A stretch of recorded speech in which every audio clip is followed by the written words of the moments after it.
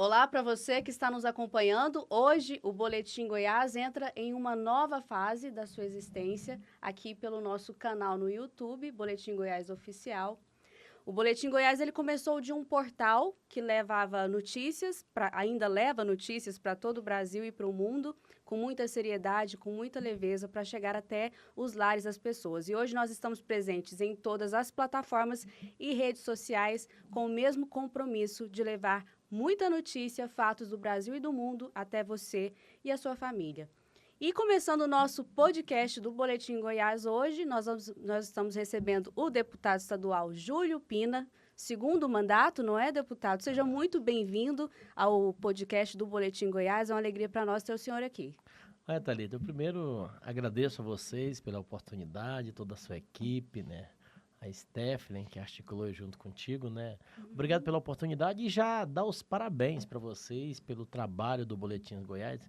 Eu que já acompanho, não sabia que você que era comandante aqui, fiquei surpreso aqui em te ver aqui, mas quero te dar os parabéns pela condução de que vocês vêm conduzindo e levando a notícia séria, a informação correta, que isso traz uma credibilidade de quem divulga isso. E o Boletim Goiás tem essa credibilidade. E aqui, deputada, toda uma equipe aqui por trás das câmeras. Nós temos a Esther também, que trabalha com a gente, os outros A Esther também repórteres. trabalha aqui. Trabalha com a Ixi, Maria, o que gente, vai sair é. aqui, viu, gente?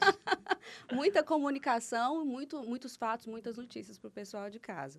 Olha, o deputado Júlio Pina é o segundo mandato dele no Poder Legislativo goiano. Atua com solidariedade na área da saúde, da proteção animal, tem um trabalho muito forte nessa área. Como é que foi que virou a chave para o senhor? Sair de empresário do ramo da saúde, depois para o agronegócio e agora na política. Como é que virou essa chave? Falar assim, eu quero ajudar a população. Olha, Thalita, é até engraçado, né? A minha família, nós somos nordestinos, né? Lá do Maranhão, né? Meu pai, minha mãe.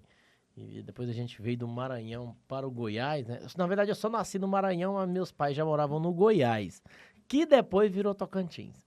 E aí eu vim para cá vindo do Tocantins, para minha querida senador Canedo, né? Então, o engraçado, como dizia agora há pouco, é que na minha família não tem político. O político da família sou eu, né? Meu irmão toca um negócio em ramos diferentes, imobiliário, outro de panificação, outra irmã minha é freira, minha mãe também ligada à Igreja Católica, e assim, totalmente o inverso de mim, né? Que estou na política. Mas tem coisa que é chamado, né? Então eu comecei bem antes de ter cargo, ocupar cargo, eu tinha um trabalho social que você me pergunta, Júlio, por que você fazia isso? Eu não sei nem te responder. Mas em Senador Canedo tem um bairro que chama Nova Goiânia. Em 1998, por aí, 99, se não me falha aqui a memória, de 98 a 2000, esse bairro foi criado assim por invasões, outros foram comprados, mas era um bairro muito pobre de Senador Canedo, chamava Nova Goiânia. Então eu tinha uma condução e aí eu juntava o pessoal lá em Senador Canedo e a gente ia pro Ceasa pegar verduras e fazia uma cesta e entregava para aquelas pessoas que mais precisavam. As pessoas moravam em barracão de lona. Era uma situação muito crítica. E eu não sabia nem que aquilo se tratava de algum tipo de política. Não estava, não, política de assistência social e tal. Não tinha nada. Era um moleque e tal que queria fazer isso. Não tinha, assim, um objetivo de que não. E depois eu participava do grupo de jovem lá da Igreja Católica, nossa, lá em Senador Canedo, no Conjunto Irapuru, né? E um belo dia lá, reuniu a turma lá e falou, Júlio, você vai ser nosso candidato ao Conselho Tutelar. Então, começou por aí. Foi aí que virou a chave, né? Eu Pode ter acredito, sido essa candidatura do Conselho Tutelar. Eu acho que faz sentido, pode ter sido aí. eu acredito que você fazia as ações, né? As ações sociais, não tinha noção de que aquilo era uma ação social, mas o senhor acredita que lá na sua base, na sua história familiar de humilde e simples, da sua família, despertou um pouquinho desse interesse de ajudar as pessoas? Olha, talvez faz sentido sim, né? Engraçado que você falou aí nessa virada de chave, lembrei de uma amiga minha, né? Que ela sempre fala nisso. Você virou a chave, tem a senha, né? Então, talvez tenha sido aí, né? Minha mãe, ela é muito ligada à Igreja Católica, né? Faz parte dos Vicentinos, quem é ligado à Igreja Católica sabe o que eu estou dizendo, né? Então, talvez despertou aí. Minha mãe sempre gostou de ajudar da maneira dela, né, arrecadava alimentos, ajudava, e os vicentinos, todo mundo sabe, quem conhece, que é muito unido, né, eles juntam lá todo mundo. Talvez pode ter sido por aí, né, que nos despertou isso, e eu não sabia nem direito como estava fazendo. Eu me penso hoje, assim, né, eu não sabia nem o que era direito a um trabalho social. A gente fazia isso, talvez, eu diria, talvez era só para um divertimento, né, vou pegar o Sim. carro, vou lá no Ceasa e vou pegar a verdura e vou dar pro pessoal que não tem. Era assim, mais ou menos, não tinha essa questão muito politizada, não. E Pode ter é, sido a virada de chave aí no conselho. e é interessante, né? Porque quando você começa ações sociais, você começa a ver a alegria das pessoas É, com o básico que você pode oferecer naquele momento, né? isso é a parte gratificante, mas naquela época a gente não tinha esse despertar, entendeu? Uhum. Hoje, é claro, eu sei da importância disso, tanto é que a gente tem vários projetos sociais, que seja na área da cultura, na área da ciência social, na área da saúde, né? É uma área que eu atuo, assim, com muita firmeza, a área da saúde. Nós criamos em Senador Canedo um programa que chama Ação Solidária. Já beneficiou mais de 30 mil pessoas. A gente faz constante. Umas 2 semanas para trás, a gente realizou em Senador Canedo uma ação solidária na região da Vila Galvão. Lá foi vários tipos de atendimento, tem mais de 12 tipos de serviços, como oftalmologia, além da consulta, a gente doa o óculos, tem ultrassom, tem cardiologia, tem odontologia, tem dermatologia, é muita coisa, né? A gente leva isso como uma ação solidária. Lá são envolvidos vários profissionais, né? Inclusive conduzido pela doutora Cristiane Pina, que ela tem um engajamento nessa área por ser médica também, né? E ela faz um trabalho muito grande, e a gente conseguiu fazer com que as pessoas comprassem essa ideia. E hoje o Ação Solidária é sucesso em todo lugar que vai. Mas eu implantei, agora é Ação Solidária, mas quando eu era secretário de saúde, nós estamos acelerado aqui, eu fui secretário de saúde do município Senador Canedo, e eu, à época, secretário, peguei uma secretaria com muitas demandas, então eu criei um projeto que chamava Saúde para Todos, na época secretário de saúde. Então eu fazia mutirões de saúde todos os finais de semana. E quando assumi a secretaria à época, era uma demanda muito grande, e o prefeito anterior tinha deixado o salário dos médicos atrasado, e foi uma confusão danada quando eu assumi. E aí, e não tinha dinheiro, né? E aí eu tive a ideia, vou criar um programa para acabar com essa fila. E aí criei na época o Saúde para Todos, que a gente realizava aos sábados.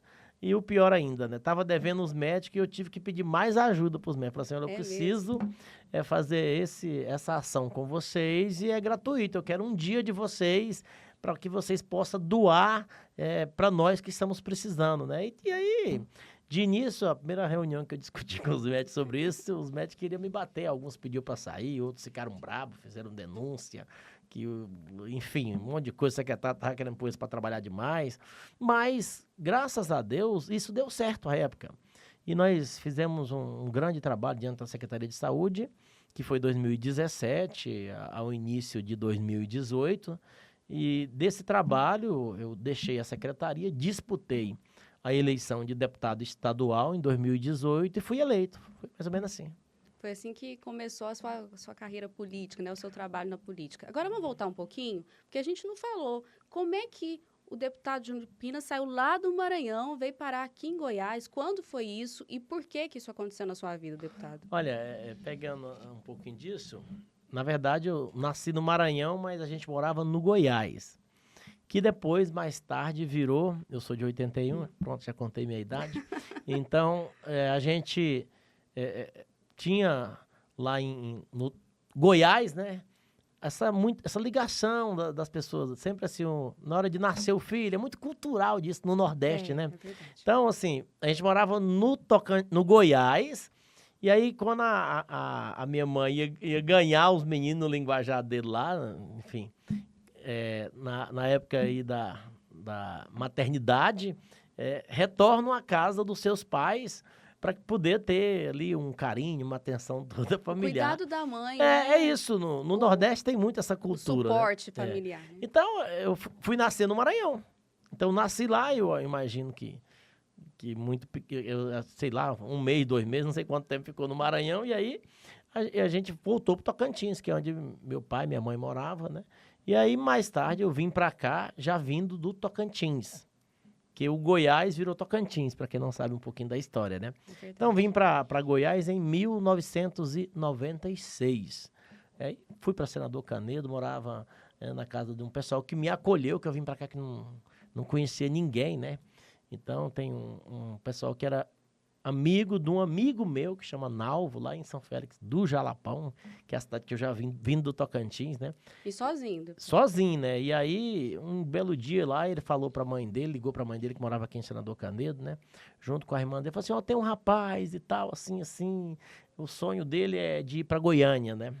E trabalhar, ele não tem preguiça, acho que ele deve ter contado lá um pouco da nossa trajetória, né? E aí eu peguei e vim para Goiás e parei em Senador Canedo, né?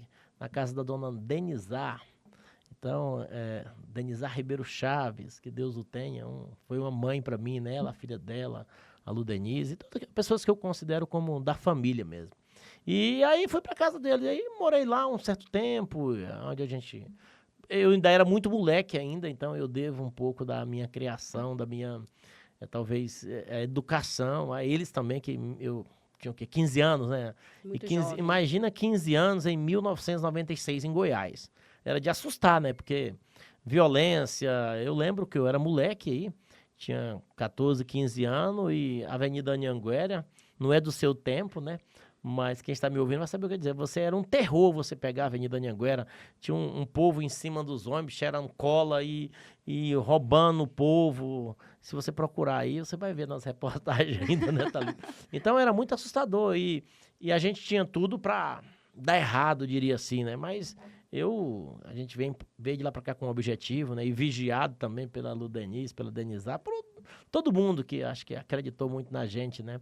Tem uma amiga minha que chama Evandra, né? Que eu chamo de Vandinha, que mora aqui perto, inclusive na Aruaná, né? Então eles tinham o maior cuidado comigo e foi assim que começou a vida e aí arrumei o primeiro emprego ali na Praça do Avião. Biscoito J. Pereira, do Pedro Rezende. Biscoitos Pereira faz Biscoitos muito Pereira. sucesso até hoje. Mas era ali na Praça do Avião, entendeu? E aí o Pedro Rezende, que era primo do Iris Rezende, então fui trabalhar lá com ele. E aí tive várias outras oportunidades. E foi um pouco assim, resumido a nossa vida em Goiás até agora. Antes de ser deputado, quais profissões o senhor exerceu? Ixi, Trabalhou com o poder público? Já trabalhei de tudo, de vendedor de roupa na Feira Hippie, de garçom na ABB, de vendedor de biscoito lá no J. Pereira, de estoquista na loja de sapato Helios Jeans, qual essa que eu fui vendedor, cheguei até a gerência da loja. Então, acho que todo trabalho que é edificar a casa, eu imagino que eu já fiz. Já foi pau para toda obra, Pau para toda obra. como dizem por aí. Esse é o ditado, né? E aí, com o trabalho social, quando foi que o senhor resolveu se tornar ali o conselheiro tutelar, lá do Senador Canedo? Na verdade, na época, a turma me escolheu, não sei nem porquê, e aí eu fui candidato ao conselho tutelar e tive muitos votos. Já era um cargo eletivo. É verdade, o cargo eletivo. E aí tive bastante voto lá, talvez surpresa no meio da... Muito jovem ainda, né? E aí fui conselheiro tutelar e depois eu fundei uma associação em Senador Canedo. Agora você está puxando a minha memória aqui. Fundei uma associação. O que essa associação fazia? Ela adquiria os remédios a preço de custo para aquelas pessoas que mais precisavam, entendeu? Então eu conseguia, com os laboratórios, o remédio mais barato. E aí eu era conselheiro tutelar também. E no meio desse caminho eu resolvi ser candidato, tá? Eu pulei aqui, esqueci dessa parte, tá? Eu resolvi ser candidato a vereador. Entendeu? Em Senador Canedo. Senador Canedo, né? Alguém me disse que eu ia ganhar e contou aquela história. E conversei com alguns políticos e prometeram muita coisa e a gente acredita, né? Como até hoje, né? Várias promessas aí que às vezes deixam vazias, né? Não são todos. E assim, eu me coloco aqui nessa parte que cumpre compromisso, mas na época minha foi muito decepcionante. E fui candidato a vereador. Se eu não me lembre aqui, se falar... Vou me recordar aqui do ano que eu fui candidato a vereador. Acho que esse ano era 2008. 2008. Acho que era 2008. E à época eu fui muito votado. Naquele tempo, se elegia vereador, em média de 300 votos em senador Canedo. Eu tive, acho que uma eleição, parece que teve uma candidata que foi eleita com 250 votos. Eu tive 382. Foi eleito? Não, perdi a eleição. Perdeu, é mesmo? Fui um bem votado e perdi a eleição, porque eu não entendi esse negócio de partido, e hoje quem está me acompanhando sobre partido sabe que tem muita questão de legenda. Então, eu tive muitos votos e não ganhei a eleição, fiquei bem distante pela conjuntura partidária. Mas ali você já pôde sentir um pouquinho da sua força, aí eu falei, né? não, aí eu pensei comigo, falei, agora eu quero ser deputado. Aí pensa, aí em 2010 fui candidato a deputado. Não tinha noção de nada, queria ser candidato porque eu achava que eu ia mudar o mundo e podia fazer alguma coisa. Na eleição de deputado estadual, tive 2.702 votos em senador Canedo. Naquela época, tinha acho que 2 deputados de lá, eu fui o terceiro mais votado da cidade, com 2.700 votos. Então, o senador Canedo hoje, juro, mas é isso, não, hoje tem 100 mil eleitores, mas o senador Canedo naquela época era muito pequeno a cidade, não tinha. Senador Canedo é uma cidade que cresceu, assim, assustadamente, né? Uhum. Então, eu fui o terceiro mais votado da cidade com 2.702 votos.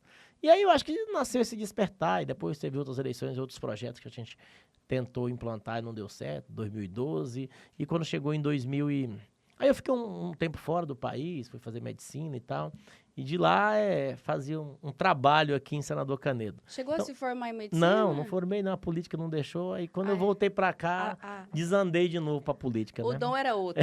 Então, aí, 2016, voltei, 2015, voltei a Senador Canedo, aí a gente montou um grupo político na cidade, fez 4 vereadores, vice-prefeito à época da cidade, e aí eu já tinha na minha cabeça que eu queria ser deputado.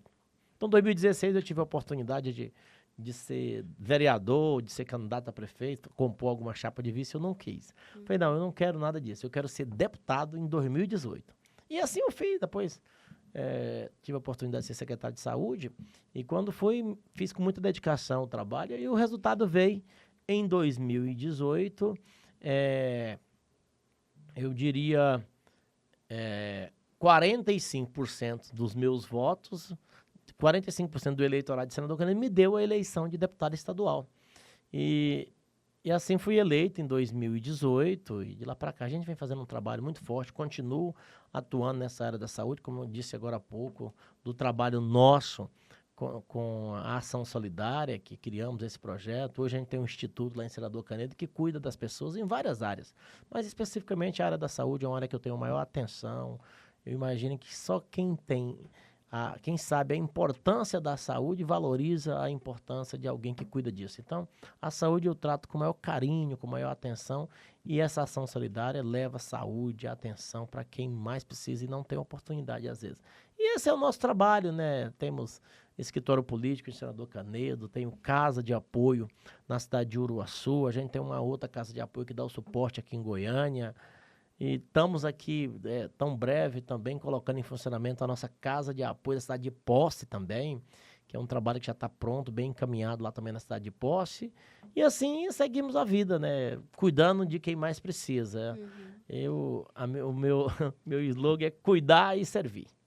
A gente vê que o senhor e a sua família são muito queridos na cidade de Senador Canedo, né? Tanto que o senhor disse que na sua primeira eleição, 45% dos seus votos saíram da cidade de Senador Canedo. A que o senhor atribui essa paixão, esse carinho da população de Senador Canedo para com o senhor? Olha, tem coisa que não dá para explicar, né? Talvez a nossa atenção com o município, queira ser político ou não, né? Das ações que fazemos, de alguma maneira estamos ajudando, né? Coisas que muitas das vezes a gente... muitas das vezes não, a gente faz todas lá em Senador Canedo com voluntários, né? Com pessoas que ajudam, né? Talvez seja essa dedicação, esse empenho de cuidar de quem mais precisa, talvez seja esse o carinho do povo, imagino eu. Então, depois da primeira eleição para deputado, o senhor foi eleito uma segunda vez, né? Fui reeleito agora em 2022. Foi reeleito. Mas quando o senhor chegou na política, teve alguma frustração? Alguma coisa que o senhor falou assim, não, isso aqui é diferente do que eu imaginava. Estou aqui deputado. O que o senhor poderia ressaltar? Infelizmente, claro, em todas as áreas tem na imprensa tem, na mídia tem, as informações desencontradas, as pessoas que fazem compromisso e muitas das vezes não cumprem. Infelizmente, a política também faz parte disso. Eu já ajudei muitas vezes e quando bati a porta, não, assim, talvez não tive a oportunidade, não sei, talvez por alguém não querer que você esteja perto com medo de atrapalhar. Na política tem um tal de ciúme, né? E se fosse ciúme de homem, é pior ainda, né? Então, parece que o negócio é mais tenso. Então, a política tem essas coisas, tem essas decepções. Mas, como disse, em todas as áreas tem. Eu procurei pegar a parte que as pessoas honram disso, né?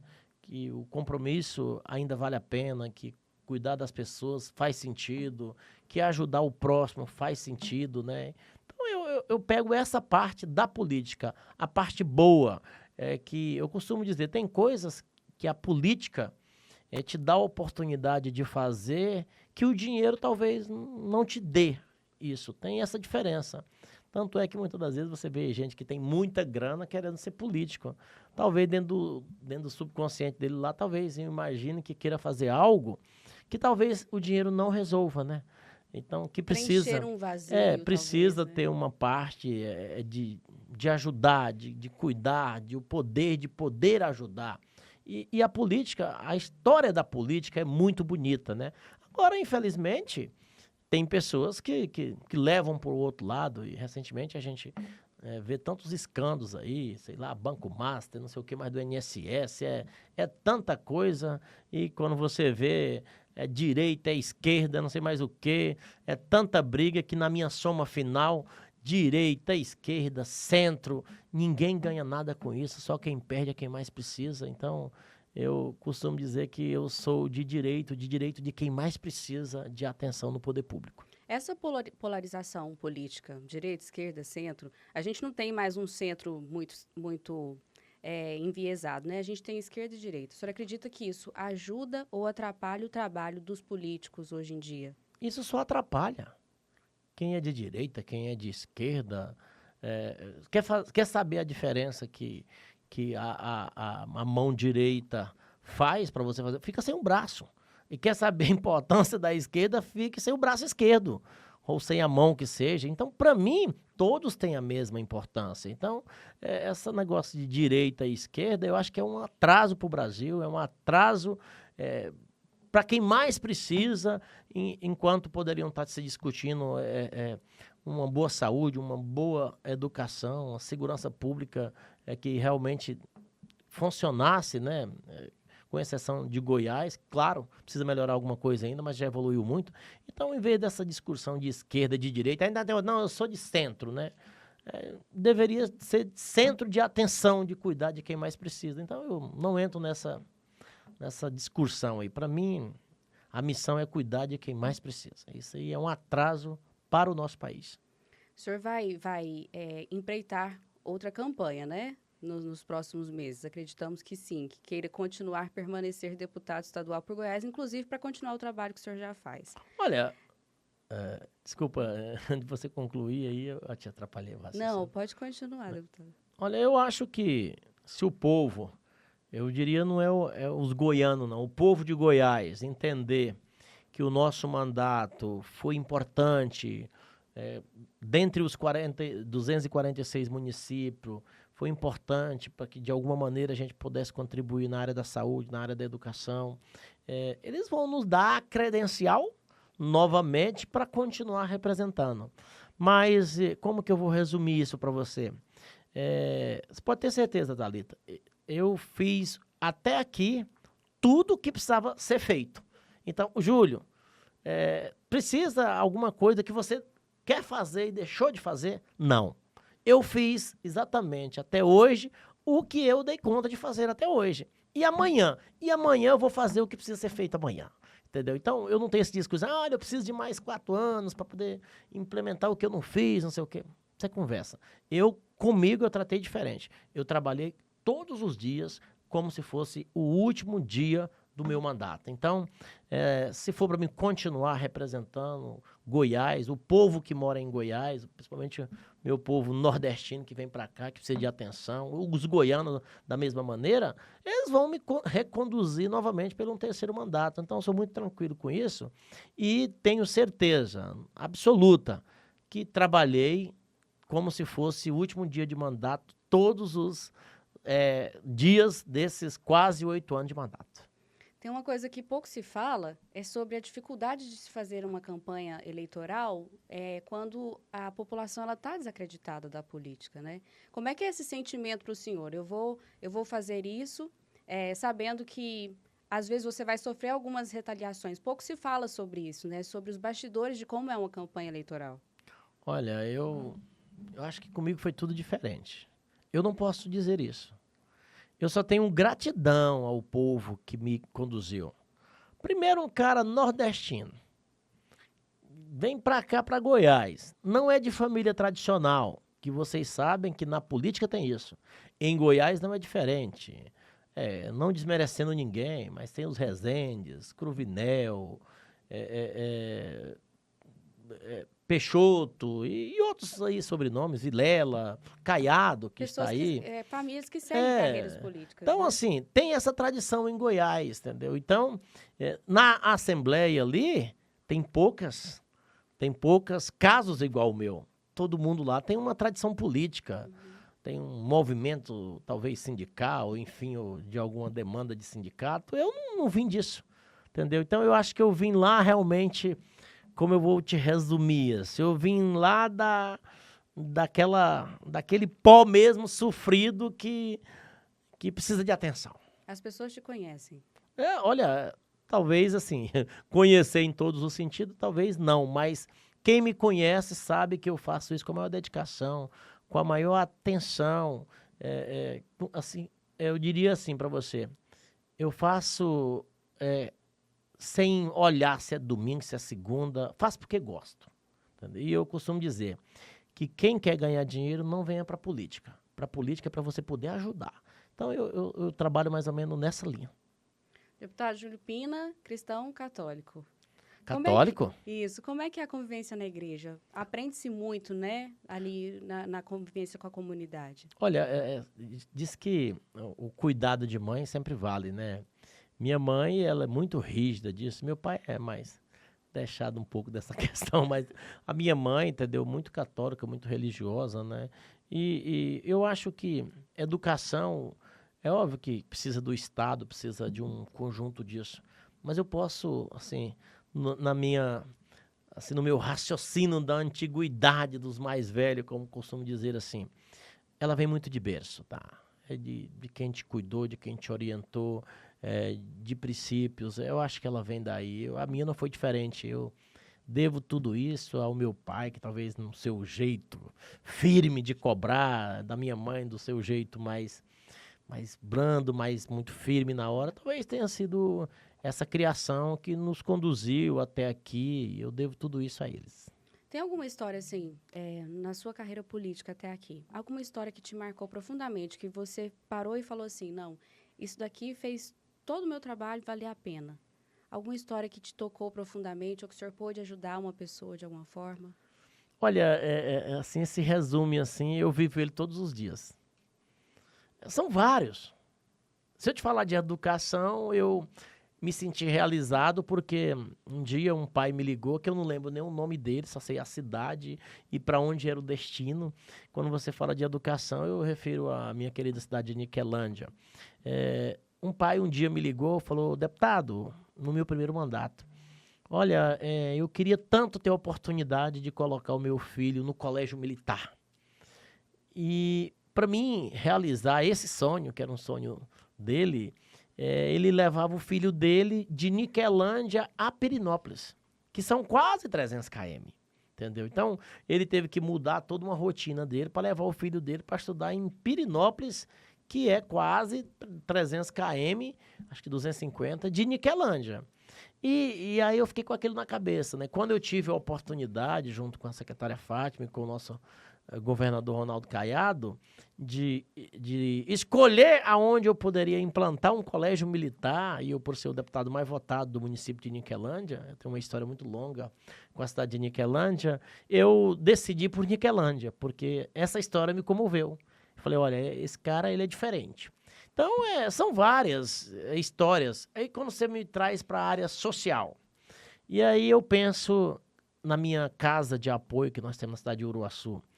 Lá, todos os dias, Thalita, em média, de 50 a 80 pessoas, né? Quero aproveitar até mandar um abraço para as meninas que cuidam lá, para Marisete, para Amanda, para Zetinha, até muita gente que cuida lá, e especialmente para o Chiquinho, que é meu amigo, parceiro, presidente da UVG, que nós temos uma grande parceria lá.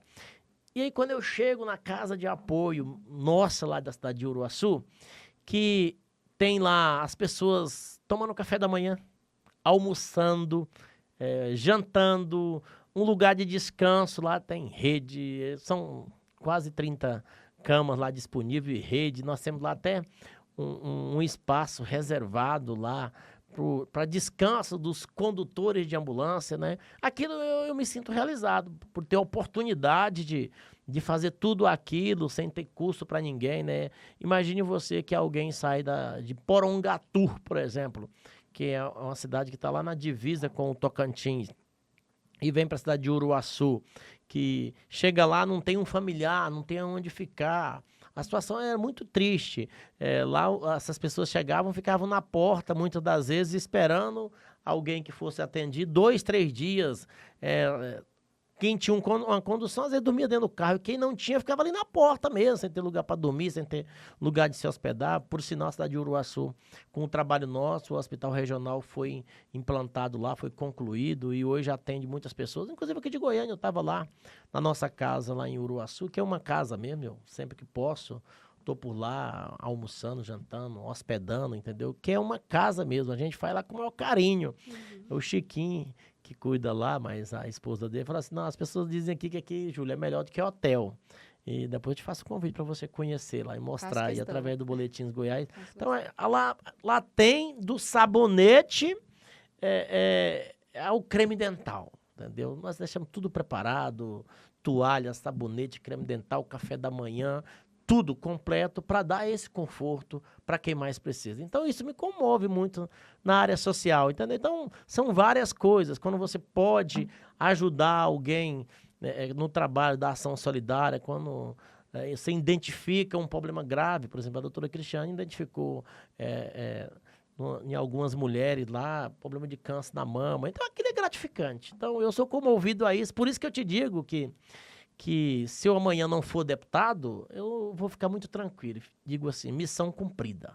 Mais ou menos assim. E eu tenho certeza que vai continuar também o trabalho social que já faz desde antes de se tornar deputado, né? Vamos falar um pouquinho da sua atuação parlamentar.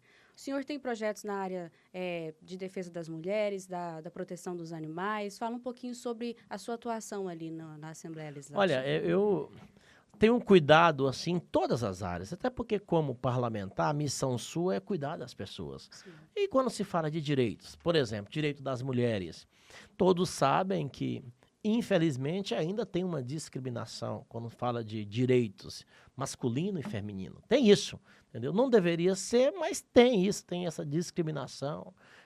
Pela sociedade brasileira ainda, eu diria até mundial, talvez possa ter isso. Então, eu procuro muito ter garantias de direitos. A gente imagina, vou pegar um exemplo de um projeto de lei que eu apresentei agora recentemente, né? Onde dá garantia à mulher a escolher por quem ela pode ser atendida, por exemplo, num caso de violência. Então, imagine você que a mulher foi violentada e procurou a unidade de saúde, violentada sexualmente, né? Procurou a unidade de saúde e chega lá, a sociedade machista que vai ser atendida pelo homem, pelo médico. No meu pensamento, muitas das vezes, não são sempre, mas pode acontecer por uma situação dessa, por ser por um homem, talvez não coloque ali toda a descrição do que precisa ser feito. E é um constrangimento, ela já sofreu um abuso. E sem contar o constrangimento. Então, esse projeto meu garante a ela o direito à escolha. Ela fala, não, nesse caso de violentada sexualmente, ela vai poder escolher se ela pode ser atendida por um homem ou por uma mulher. Essa lei vai dar essa garantia. E, por exemplo, uma mulher que foi agredida no lar, dentro de casa, e procura uma delegacia. Tem a delegacia da mulher, mas não sei se você sabe que na delegacia das mulheres, muitas das vezes não tem mulher atendendo. Tem o delegado. O delegado é homem. E aí, imagine você que aconteceu uma situação dessa e chega lá é o delegado. Mais um constrangimento, talvez um pavor, o estado psicológico da pessoa, de por ser um homem, de contar toda a história. Então, ela vai poder ter essa escolha de saber se ela pode ser atendida pelo delegado, pela delegada, pelo agente feminino. Então, essas garantias, eu acho que vai fazer diferença no direito das mulheres. Então, apresentei um projeto de lei desse que eu tenho certeza que vai fazer a diferença. Aí, se você me traz para a causa animal, eu tenho um projeto de castração que também é saúde, saúde pública. Tem um projeto de castração, a gente tem um trailer, né? E eu tenho o maior carinho com os nossos pets, né? Uhum. E a gente organizou, inclusive falar nisso, mandar um abraço para todos do Amor Pet, a Associação Amor Pet de Senador Canedo, né? E várias outras que eu tenho ajudado, né? Recentemente eu tive no canil de Uruana, por exemplo, né? Lá tem o vereador Luiz Neto, o vereador Murilo, aproveitei e mandar um abraço para eles, aonde o vereador Luiz Neto, ele cuida dos animais, são cachorros lá. Então, ele tem um projeto muito forte nisso. Eu fui lá 6 meses atrás, parece, e uma situação muito, muito complexa para ele, porque o salário é pouco e o recurso, não dá para fazer isso, ele faz com recurso próprio, né?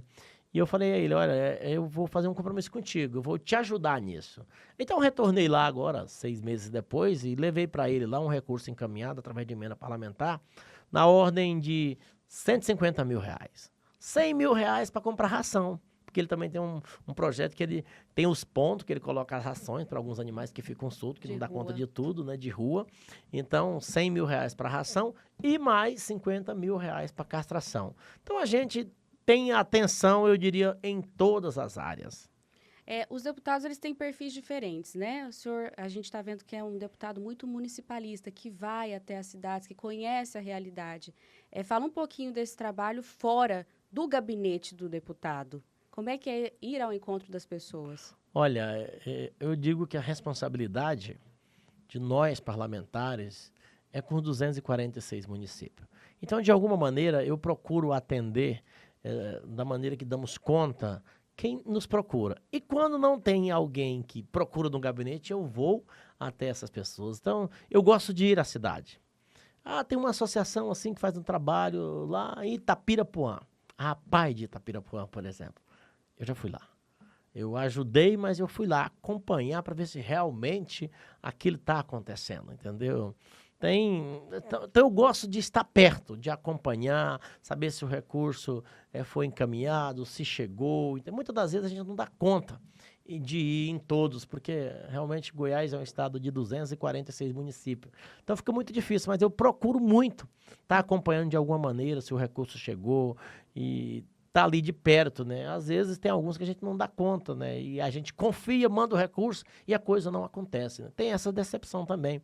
Mas eu gosto de estar perto, eu gosto de falar, de ouvir, de falarem para mim. Meu número de telefone é um sozinho, desde antes de ser político. Então, meu telefone eu gosto de atender. Eu prefiro deixar para te retornar depois do que um assessor, alguém atender. Porque na minha linha é o seguinte, se você ligou para o deputado Júlio Pina, você quer falar com o deputado Júlio Pina.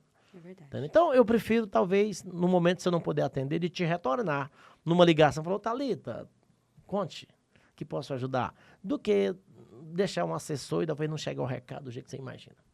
O senhor é da base governista, né? Hoje do governador Ronaldo Caiado. Sim. Vamos falar um pouquinho das emendas. Como é que é essa relação do Poder Legislativo com o Executivo na destinação das emendas? O senhor sempre foi atendido? Como é que funciona mais ou menos isso? Olha, eu nunca tive dificuldade com isso.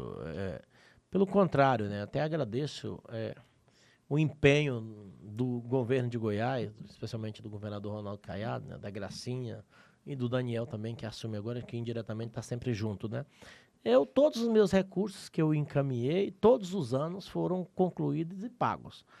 Tem um fator aí, é emenda impositiva. O governo é obrigado a pagar, sim, obrigado a pagar até dia 31 de dezembro do ano corrente, se tiver tudo ok a documentação. Mas o governo de Goiás tem um diferencial nisso. Eu já tive emenda que foi paga, e olha que nós estamos no mês 3. Eu tive emenda que foi paga no mês 2 já. Então, esse empenho, essa seriedade do governo de Goiás com o recurso público, quando encaminhado pelo deputado, em de pagar rápido e de dar resposta para quem mais precisa, é muito bom. Isso nos dá também uma credibilidade perante os municípios, e isso é muito positivo. Tem uma relação muito positiva em sentido de governo. Nós temos aí a iminência da candidatura à presidência do governador Ronaldo Caiado. O senhor vê essa candidatura à presidência positiva para o Brasil, para Goiás? Vejo muito positiva. Tomara que ele ganhe a eleição, consiga ser candidato e ganhe a eleição para presidente. E Goiás está os números aí. Com os números não tem discussão, né? Você olha o número positivo na educação, você olha o número positivo na assistência social, você olha a referência em Goiás na área da segurança. Então, os números são esses, todos positivos. Já pensou se a gente tivesse esses números a nível de Brasil? É isso que eu penso. Então, acho que o Caiado, eu não tenho dúvida nenhuma, seria o melhor presidente da história desse país. Como o senhor se vê daqui 10 anos, deputado? Onde o senhor se projeta? Onde o senhor gostaria de estar fazendo o quê? Daqui 10 anos eu vou me ver com 55 já. Então, mas assim, Thalita, brincadeiras à parte, eu vivo cada dia como se fosse o último, intensamente, pode ter certeza disso. Quem me acompanha sabe que no meu gabinete, perdão por ter atrasado um pouquinho aqui, porque estava lá atendendo demandas, né? Então, eu vivo cada dia intensamente como se fosse o último dia de trabalho, como se fosse o último dia de mandato, como talvez fosse o último dia de vida, eu não sei se amanhã eu vou estar aqui. Então, eu vivo cada dia intensamente e procuro não deixar para fazer amanhã o que tem que fazer hoje. Então, eu acho que eu vou chegar aos meus... Vou passar dos meus... Não vou chegar só aos 55, tá? Eu vou passar dos meus 55 anos nesse ritmo, né? Fazendo tudo que tem que ser feito hoje, não deixar nada que pode ser feito hoje para amanhã.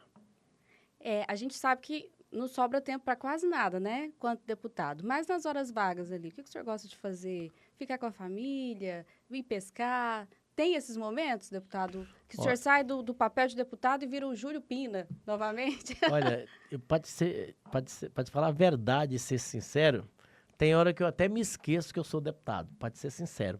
Então, eu não tenho... Primeiro que eu não tenho um dia de descanso. Todo dia, para mim, é normal, tá? Domingo é a mesma segunda-feira. Então, eu atendo, se der para mim dar uma atenção familiar na segunda, não tem problema, eu dou atenção. E se for no domingo, também. Então, para mim, todos os dias são iguais. Então, eu vivo, como eu disse, intensamente cada dia. Então, sempre que pode... Não é fácil conciliar essa agenda familiar. Muitas das vezes você abre mão de questões familiares, de estar perto de pai, de mãe, de filho, de família, de você estar próximo. A política tem esse lado, né? Mas é uma escolha. Como eu disse, Léo, eu fiz uma escolha de cuidar e servir durante esses 4 anos, que já vão para quase 8, né? Então, a vida é feita de escolhas. Eu costumo dizer que não é o mundo que mostra como é que você vai ser. É você que escolhe o que você quer ser. Então, eu acho que a escolha é minha. Foi essa escolha e eu trabalho todos os dias para fazer tudo dentro da medida do possível e não deixar nada para o outro dia. É aquilo que se diz, né? Trabalhe com o que você ama e você não vai trabalhar nenhum dia da sua vida. Olha, você tá muito poeta, viu? Mas é verdade. Eu queria que o senhor deixasse um recadinho para os nossos telespectadores agora, o pessoal que está assistindo. Falar das suas redes sociais também. Olha, primeiro, te agradecer pela oportunidade aqui, minha gratidão pela sua atenção aqui. Parabéns pelo seu trabalho. Você que... Eu te vi já nos corredores por aí, eu dizia, olha, você tem que ser mais aproveitado em qualquer sentido. E que bom que você está aqui desempenhando essa função. Você é uma profissional de excelência, né? talvez seja pequena na estatura, mas tem um vozeirão, então é uma mulher, é um mulherão de competência, tá? E aproveitar e mandar um abraço para quem está nos acompanhando aqui e dizer da minha gratidão pela oportunidade de ser deputado já pelo 2º mandato, né? E continuarei fazendo o meu trabalho aqui como se fosse o último dia, né? E se vocês nos der a credencial de mais 4 anos, não vai ser diferente, tá? Eu vou continuar fazendo o mesmo trabalho. Então, vocês que não conhecem o meu trabalho, entra aí na minha rede social, Júlio Pina Oficial, que vocês vão conhecer um pouco da nossa história, conhecer um pouco da nossa dedicação e da nossa representação como parlamentar aqui no estado de Goiás. Eu, Thalita, quero agradecer pela sua presença aqui hoje, por ter aceito o nosso convite, deputado, parabenizar pelo trabalho, que eu já acompanhei várias vezes de perto, sei que é um trabalho sério, um trabalho honesto, um trabalho de dedicação à população e desejo que o senhor possa alçar novos voos e continuar representando o povo goiano na Assembleia Legislativa, onde o senhor estiver sempre. Muito obrigada pela sua presença, tá? Eu que te agradeço. Obrigado. Um abraço para você, nosso telespectador. Logo, logo a gente está de volta com mais um bate-papo aqui no podcast Boletim Goiás. Tchau, tchau.